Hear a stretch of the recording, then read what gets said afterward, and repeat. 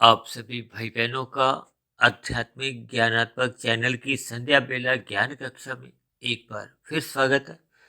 आज की चर्चा का विषय है आध्यात्मिक ज्ञान की चोरी।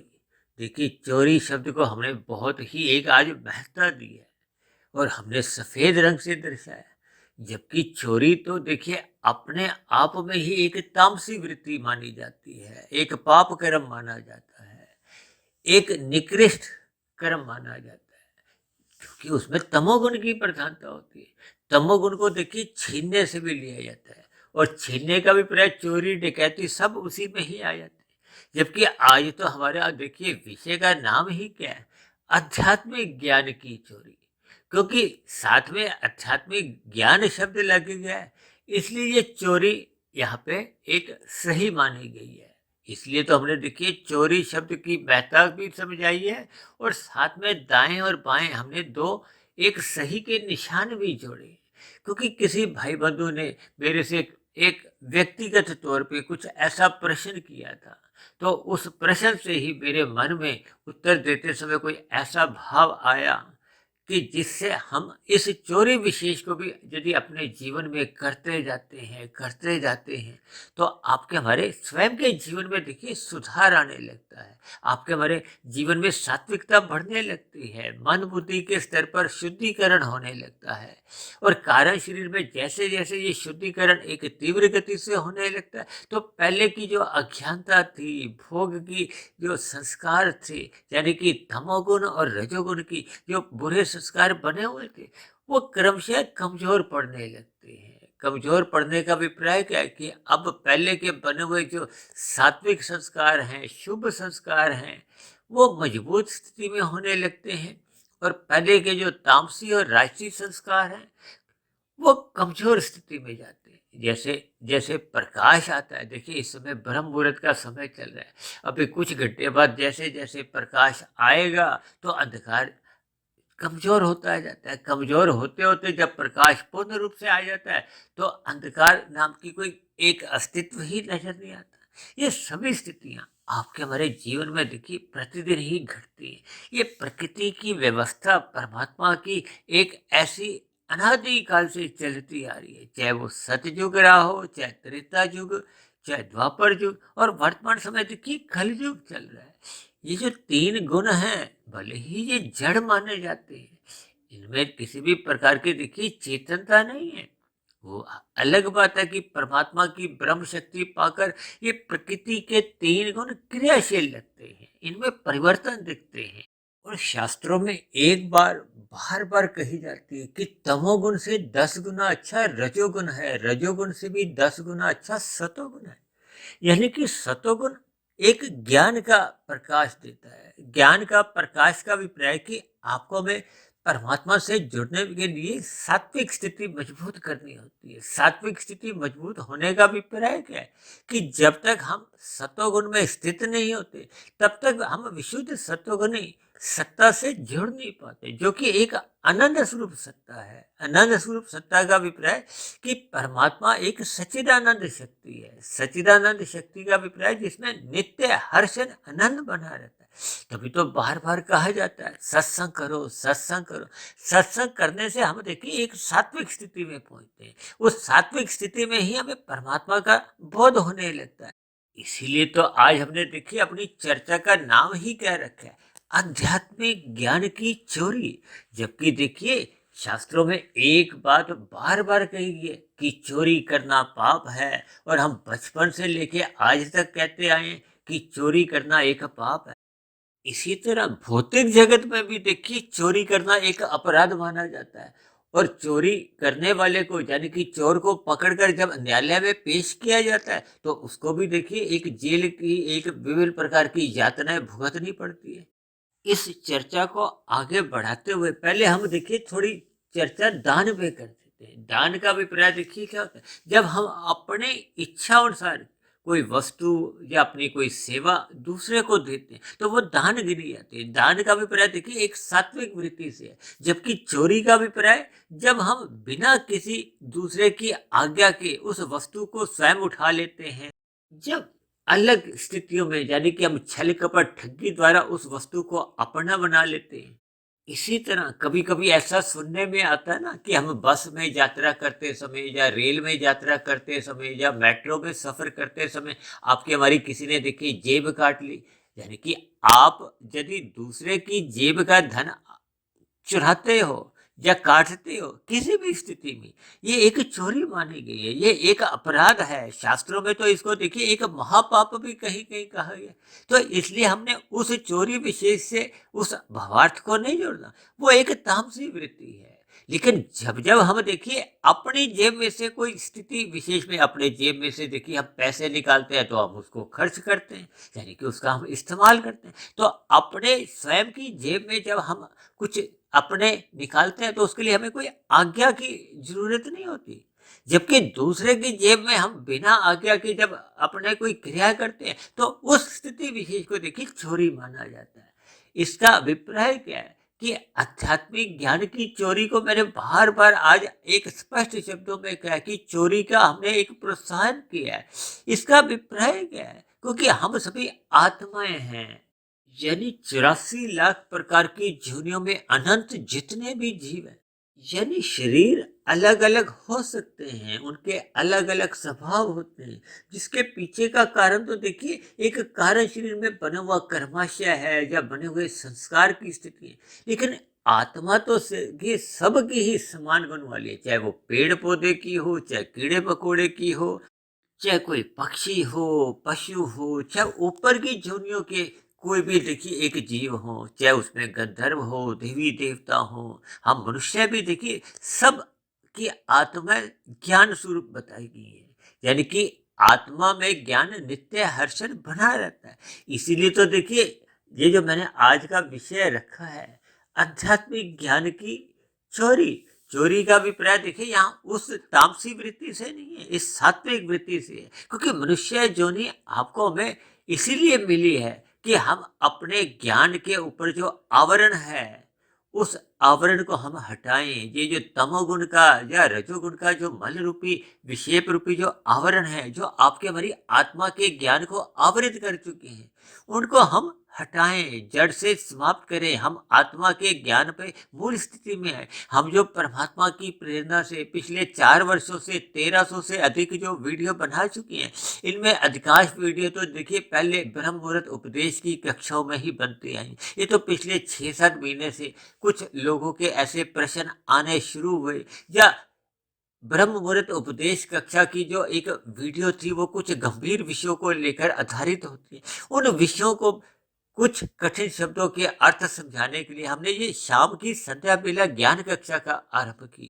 इसमें हम आप सभी भाई बहनों के प्रश्नों को भी ले लेते हैं, और जो हमारी कुछ जो गंभीर विषय होते हैं उनके अर्थों को समझाने के उद्देश्य से भी हम शाम की संध्या बेला ज्ञान कक्षा में उनको अपना वीडियो का एक विषय बना लेते हैं। जैसे आज हमने देखी आध्यात्मिक ज्ञान की चोरी को एक सही समझाते हुए उस पर थोड़ा प्रकाश डाल रहे हैं, क्योंकि हम सभी आत्माएं ज्ञान स्वरूप हैं। इसलिए ज्ञान पे हम कोई अपनी मोहर नहीं लगा सकते। हम इस आध्यात्मिक ज्ञानात्मक चैनल पर भी जितनी भी वीडियो बनाते हैं, ये तो आपका भी ज्ञान है, मेरा भी ज्ञान है, सबका ज्ञान है। इस ज्ञान पे देखिए हम अपने स्वयं की मोहर लगाने का अभिप्राय कि हम इस पर कोई ऐसा दावा नहीं ठोकते कि ये ज्ञान केवल मेरा ही है। इस ज्ञान को आपको सुनना है। हम सभी भाई बहनों को अपने अपने जीवन में जो अज्ञानता की स्थितियां आ चुकी हैं, यानी कि अज्ञानता के बादल जो तमोगुणी हैं, राजसी है, इन तामसी और राजसी बादलों को, अज्ञानता के बादलों को हमने हटाना है, ताकि सतोगुण का प्रकाश, जो कि देखिए सूर्य के प्रकाश को भी ज्ञान से जोड़ा जाए, क्योंकि प्रकाश में, ज्ञान में हमारी एक स्वाभाविक स्थिति बनी रहती है।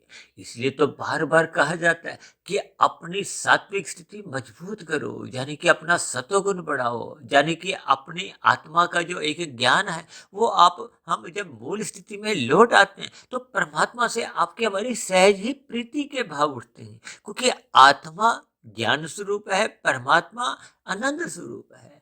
और सभी आत्माओं का स्वभाव क्या है कि हम सदा ज्ञान में रहना चाहते हैं। कोई भी मनुष्य देखिए अज्ञानता पसंद नहीं करता।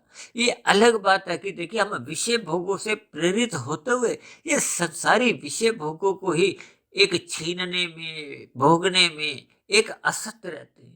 क्यों? क्योंकि आपकी हमारी आत्मा का ज्ञान आवृत हो चुका है। हम परमात्मा से विमुख हो जाते हैं और हम सुख पाने की इच्छा के होते हुए हम इन सुखों को भौतिक प्रकृति में, जो कि अपने आप में ही जड़ है, इनमें ढूंढने लगते हैं। जबकि परमात्मा तो देखिए आनंद स्वरूप सत्ता है। जब जब हम आनंद की झलके लेते हैं तो आपका हमारा ज्ञान आवृत नहीं होता। जबकि दूसरी ओर जब जब हम विषय भोगों का सुख भोगते हैं तो आपका हमारा ज्ञान भी आवृत होने लगता है।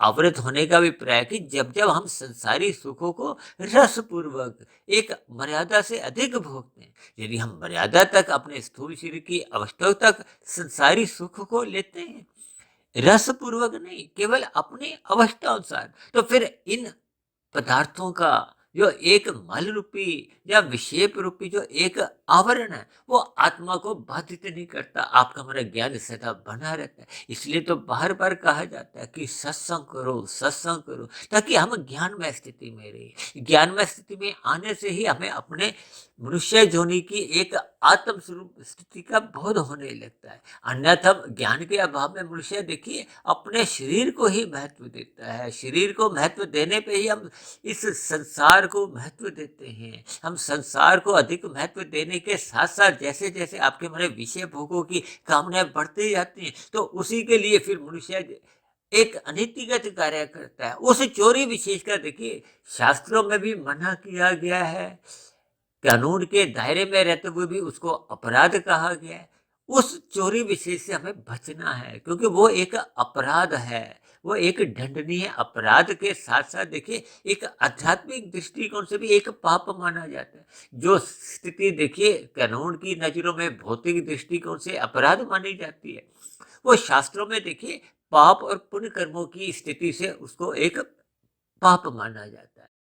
उदाहरण के लिए देखिए जब हम भौतिक परीक्षा में बैठते हैं, तो उस भौतिक परीक्षा में यदि हम कोई चोरी करते हैं, कोई अपना लिखा हुआ साथ ले जाते हैं या कोई ऐसी किताब साथ रखते हैं, उसको देख के हम उत्तर लिखते हैं, तो वहां देखिए आपका हमारा एक अपराध माना जाता है, आपका हमारा पेपर छीन लिया जाता है। लेकिन दूसरी ओर जब जब हम अपने एक व्यक्तिगत जीवन में कोई कर्म करने से पूर्व हम शास्त्रों को पढ़ते हैं, गुरुओं से अपना हम कुछ प्रवचन सुनते हैं और ऐसे ही कुछ सात्विक वीडियोस भी सुनते हैं, ये सभी स्थितियां देखिए चोरी नहीं मानी जाती। ये आपके हमारे शास्त्रों में एक ऐसी स्थिति है कि हमें बार बार शास्त्रों का अध्ययन करना है, बार बार हमें गुरुओं से अपने प्रश्नों को जिज्ञासावश पूछना है कि मनुष्य को अपने जीवन में क्या क्या करना चाहिए। क्योंकि मनुष्य जोनि देखिए कर्म जोनि है, साधना जोनि है। साधना जोनि का अभिप्राय क्या है कि जब मनुष्य निष्काम भाव से कर्म करता है, वह परमात्मा को पाने की एक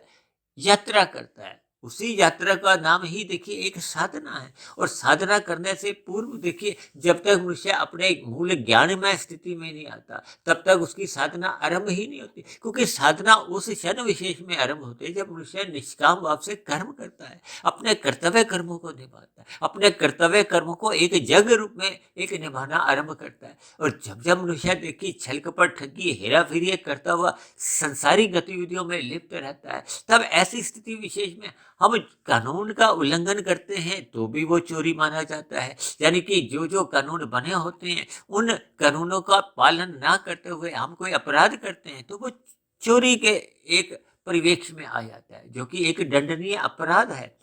जबकि दूसरी ओर बार बार शास्त्रों में कहा गया कि अपने मिले हुए जीवन के महत्व को समझते हुए हमें सत्वगुण को बढ़ाना है। यानी कि हमें ज्ञान लेना है, सत्संग करना है, शास्त्रों को पढ़ना है, गुरुओं के प्रवचन पर अनुकरण करना है। ये सभी स्थितियां चाहे हम देखिए प्रत्यक्ष रूप से करें, चाहे हम देखिए चोरी करें, क्योंकि ये ज्ञान स्वयं हमारा है, अपना है। ज्ञान पे कोई भी मनुष्य देखिए अपने स्वयं की मोहर नहीं लगा सकता। यहाँ ज्ञान का अभिप्राय देखिए उस आध्यात्मिक ज्ञान से है जो अनादि काल से आपको हम देखिए एक ही स्थिति में मिलता आ रहा है, जिसका वर्णन देखिए भगवान श्री कृष्ण ने गीता के उपदेश में भी किया है, शास्त्रों में, वेदों में, उपनिषद, पुराण, यानी कि ये शास्त्रों का जो एक आध्यात्मिक ज्ञान है, जिसमें देखिए कभी भी किसी भी क्षण कोई परिवर्तन नहीं आता। भौतिक ज्ञान में तो देखिए बार बार परिवर्तन आते रहते हैं, कभी भी पूर्ण स्थिति नहीं आती, लेकिन आध्यात्मिक ज्ञान अपने आप में सदा ही पूर्ण माना जाता है। आध्यात्मिक ज्ञान का अभिप्राय देखिए भगवान, आत्मा, ये दो चेतन सत्ता है। भगवान को आनंद स्वरूप कहा जाता है और आत्मा को ज्ञान स्वरूप कहा जाता है। इन सभी चेतन सत्ताओं के दिव्य गुणों को समझना और प्रकृति के जो तीन गुण जो सभी जगहों में एक स्वाभाविक क्रम में ही आते हैं, इनको हमें समझना होगा। तमोगुण, रजोगुण और सतोगुण की स्थितियों को हमें समझना होगा। अपने तीन शरीर, स्थूल शरीर, सूक्ष्म शरीर और कारण शरीर, इन सभी को हमें एक संबंध समझना होगा, ताकि हम ज्ञानमय स्थिति में आए। हम सभी आत्माएं देखिए जब जब अपने मूल ज्ञान में लौट आती हैं, तो परमात्मा से सहज ही आपके मन में एक प्रीति के भाव उठते हैं। हम पिछले देखिए 4 वर्षों से इन्हीं सभी आत्मा परमात्मा पर चर्चा करते आ रहे हैं। इसी तरह हम देखिए प्रकृति के तीन गुणों पर और आपके बारे जो तीन शरीर हैं, स्थूल शरीर, सूक्ष्म शरीर, कारण शरीर पर हम चर्चाएं करते आ रहे हैं। इन सभी चर्चाओं को हमने अपने अज्ञानता मिटाने में करना है। इन सभी बातों को हम ज्ञान पूर्वक जैसे जैसे समझ जाएंगे, तो हम अपनी मूल स्थिति में लौट आएंगे, क्योंकि आत्माएं सभी की सभी ज्ञान स्वरूप है। इसलिए ये ज्ञान की, आध्यात्मिक ज्ञान की जो मैंने चोरी शब्द का जो इस्तेमाल किया है, या एक उसको अपने चर्चा का जो एक विषय बनाया, वो चोरी चोरी ना होकर आपके हमारी अपने मूल ज्ञान की स्थिति है।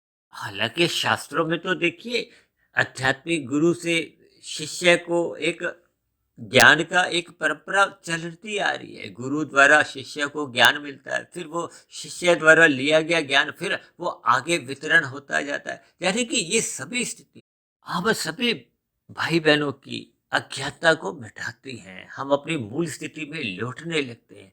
और यही स्थितियां जब आपके हमारे जीवन में पूर्ण स्थिति में बन जाती हैं, जब आत्मा पर किसी भी प्रकार का ये तमोगुण और रजोगुण का ये आवरण समाप्त हो जाते हैं, तो फिर आत्मा मूल स्वरूप में आ जाती है, वो मायातीत की स्थिति में आ जाती है। और फिर मायातीत की स्थिति में आने का अभिप्राय क्या है कि जब स्थूल शरीर की मृत्यु होती है, तो फिर हमें ये 84 लाख प्रकार की जोनियों में जन्म मरण के बंधन में बंधना नहीं पड़ता, यानी कि फिर पुनः एक नए स्थूल शरीर की प्राप्ति नहीं होती। तब ऐसी स्थिति विशेष में आत्मा परमात्मा के साथ एक मोक्ष की स्थिति में, आनंद की स्थिति को, एक आध्यात्मिक लोक में आध्यात्मिक शरीर की प्राप्ति के साथ एक लंबे काल के लिए आनंदित जीवन व्यतीत करती। तो ऐसी सभी स्थितियां हम सभी भाई बहनों के लिए भी जल्द से जल्द बने, ताकि हम अपनी मूल आत्मा के ज्ञान में लौट आए। तो इन्हीं शब्दों के साथ आज की चर्चा विशेष को हम यही विश्राम देते हैं, और पुनः इस बात का स्पष्टीकरण देते हुए कि ये चोरी शब्द को हमने देखिए भौतिक स्थितियों से नहीं जोड़ना है, इसके भावार्थ को समझते हुए हमने अपने ज्ञानमय स्थिति में वापस लौटना है। इन शास्त्रों को हमने पढ़ना है, गुरु की आज्ञा में रहते हुए अपनी सात्विक दिनचर्या बनानी है, सत्संग करना है, ब्रह्म मुहूर्त में उठना है। इसी तरह मुझे कुछ याद आ रहा है कि देखिए हम ब्रह्म मुहूर्त में परमात्मा को जितना चाहे लूट सकते हैं। ये लूटना, चोरी करना, ये सब एक ही स्थिति है, यानी कि हमें अपनी चीज को प्राप्त करना है।